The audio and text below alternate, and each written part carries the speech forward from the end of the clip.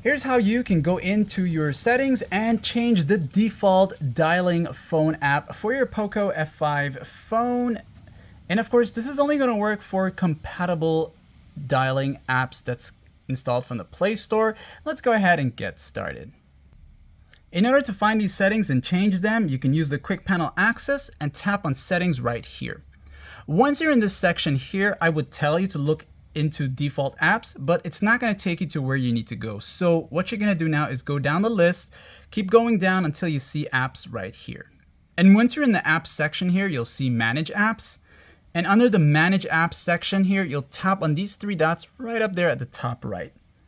Go ahead and tap on that. You'll see default apps and tap on it one time. And here is where you can go into the settings and change any of the default apps that you need to. So you'll look for the one that says dial, and that will be your phone app. And again, this will only work if you have a compatible app. And like someone else mentioned in the comments section at one point, that it may change back to the default MIUI phone app itself, okay? So you'll have to find a compatible one. Usually it's set to the Google one, and you can try one of these and see which one is going to work for you at best. But that is that, my friends. Like and sub, and thanks for watching.